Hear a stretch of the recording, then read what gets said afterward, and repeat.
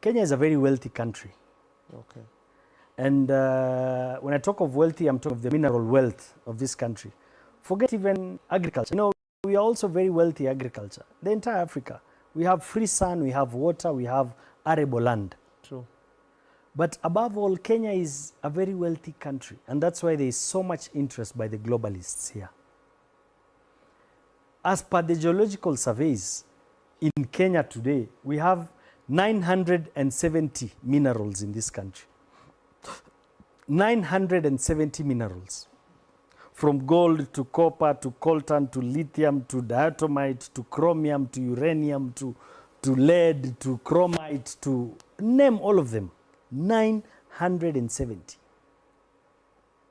But the funny thing is that the government of Kenya earns only 1%. Only 1% to the GDP is gotten through mineral extractions.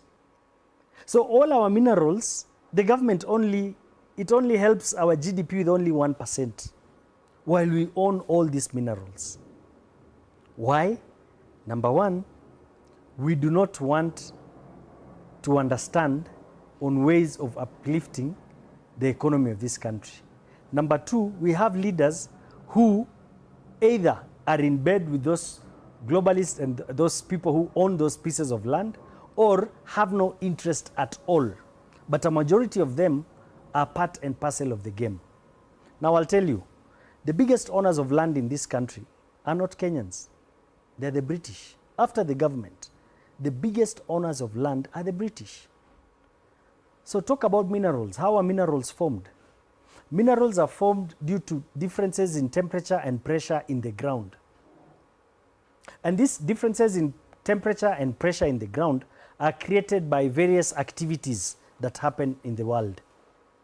Some of the activities are volcanic activities. Some are hot gases and boiling waters activities.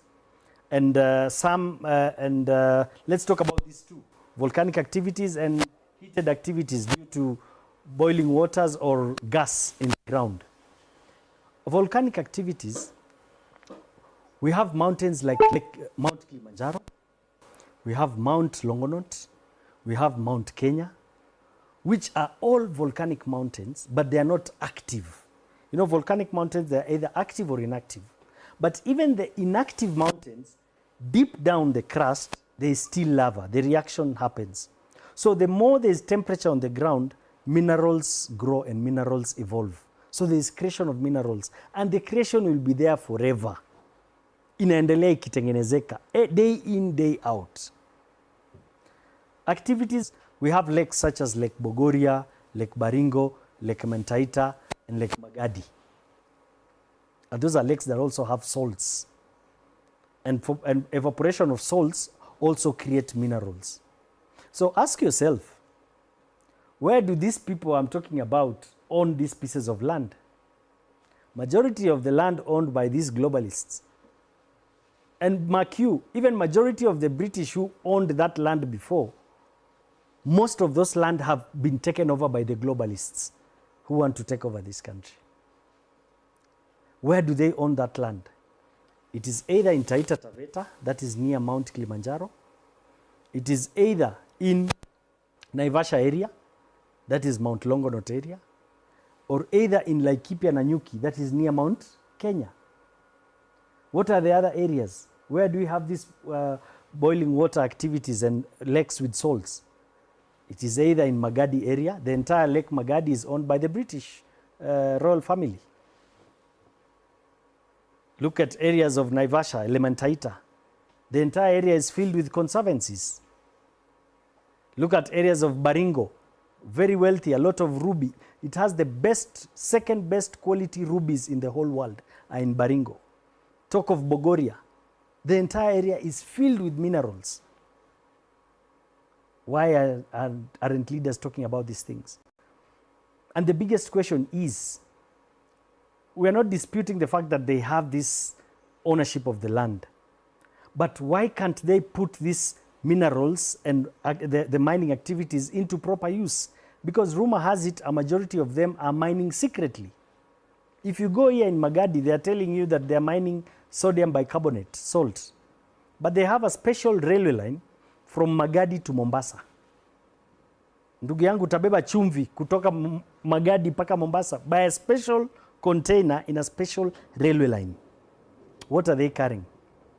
And I've told you, minerals are formed due to those activities. And Lake Magadi is one of the areas where those activities are. So I challenge the new CS who is coming in, Joho, to just go and do a simple test for base metals and precious metals, and he'll be shocked because I know what's there. You'll be shocked. No one is talking about it. Look at the areas of Suguta Valley, Baragoi. We are being told that it's all banditry activities.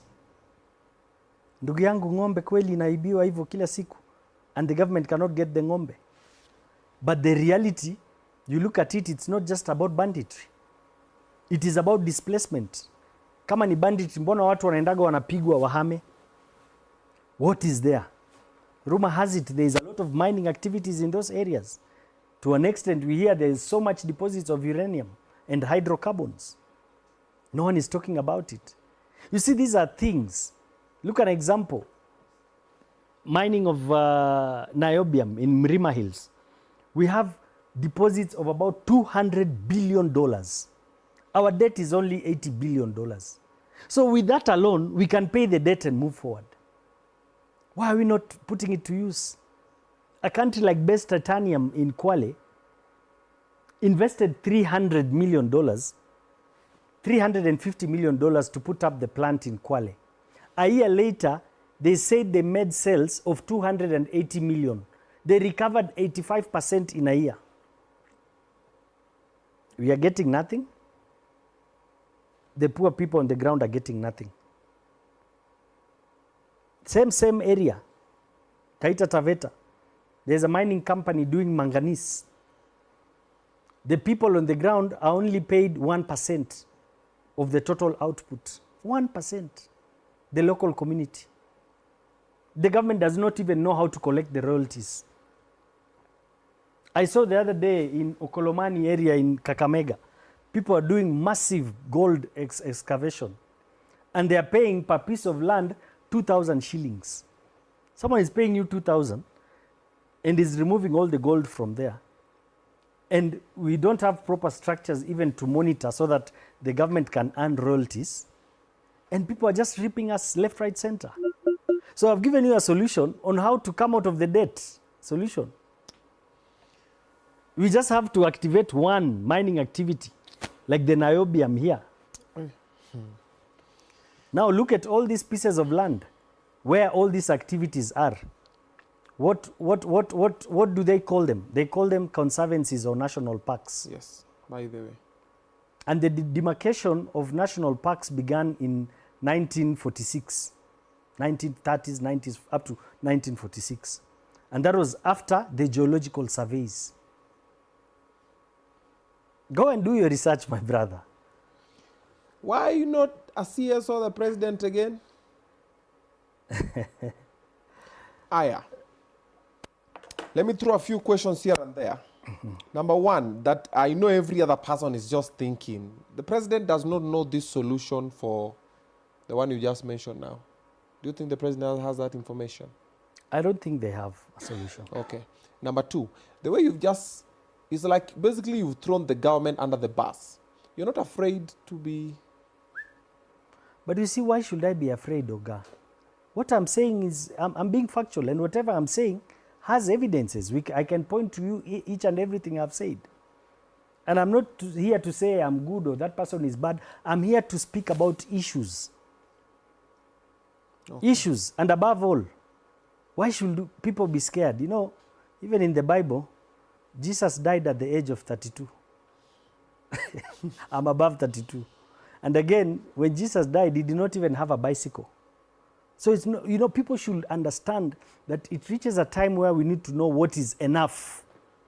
Okay. This accumulation of wealth and corruption and stealing all this money just to accumulate cannot act as a fundamental solution even to you. Okay. Because at the end of the day, the poor people will come and feed on you. That's true. We really need to wake up as a country and understand that leadership is about thinking on how to make the cake bigger, not sharing the existing cake. We need leaders who can cook a bigger cake. And that leader should be smart enough to understand that when the cake is big, even him atashiba. You and me tutashiba. But look at the political minds we have today. They are all scrambling for that piece of cake, day in, day out. But it's taking theirs. And Kenyans seem comfortable. Oil in Turkana? Do we have any report from 2016? We are told Ngamia 1.